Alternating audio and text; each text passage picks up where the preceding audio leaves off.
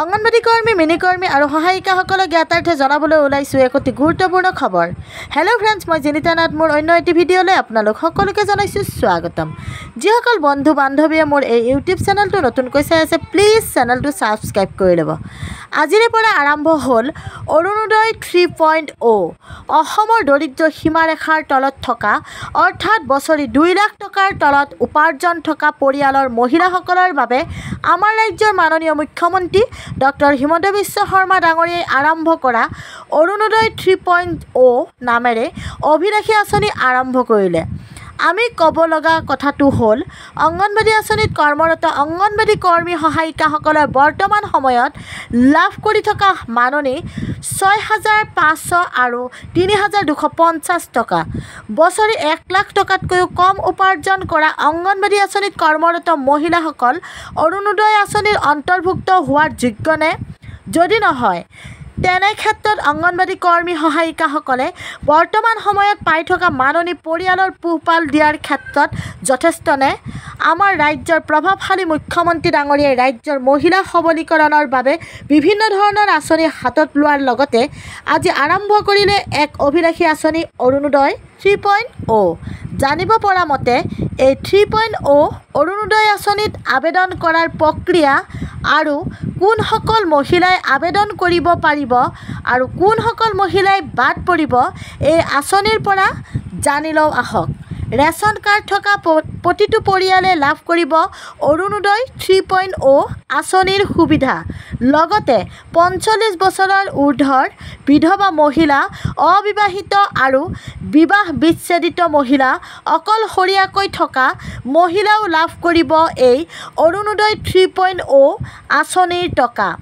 আৰু এই অৰুণোদয় 3.0 আঁচনিৰ পৰা বঞ্চিত হ'ব বা বাদ পৰিব এইসকল মহিলা, যিসকল মহিলাই পঞ্চায়তী বিষয়বাব অৰ্থাৎ ৰাজনৈতিক প্ৰতিনিধি, অংগনবাড়ী কৰ্মী সহায়িকা, আশা কৰ্মী, ঘৰত 4চকীয়া বাহন থকা, সম্পত্তি থকা, ঠিকাদাৰৰ ঘৰৰ মহিলা, এইসকল মহিলাই বাদ পৰিব অৰুণোদয় 3.0 আঁচনিৰ পৰা।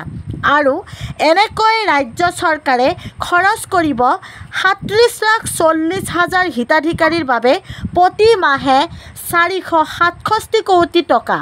ৰাজ্যৰ মহিলাৰ বাবে ডক্টৰ হিমন্ত বিশ্ব শৰ্মাৰ চৰকাৰে আৰম্ভ কৰা অৰুণোদয় 3.0 আঁচনি ভালদৰে ৰূপায়ণ হওক আৰু এই আঁচনিৰ জৰিয়তে দৰিদ্ৰ সীমাৰেখাৰ তলত বাস কৰা মহিলাসকলৰ কিঞ্চিত পৰিমাণে হ'লেও অৰ্থনৈতিক ক্ষেত্ৰত সকাহ পাব।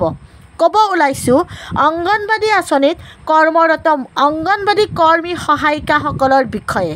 যিসকল মহিলাই অংগনবাড়ী আঁচনিত নিযুক্তি পোৱাৰ পিছত নিজৰ সৰ্বস্ব ত্যাগ কৰি অতি নিম্ন মাননিৰ বিনিময়ত চৰকাৰৰ বিভিন্ন বিভাগৰ দায়িত্ব অতি নিষ্ঠাৰে পালন কৰি আহিছে, এইসকল অংগনবাড়ী বাইদেউসকলৰ বাবে চৰকাৰৰ সহানুভূতি নাই বুলিয়েই ক'ব পাৰি।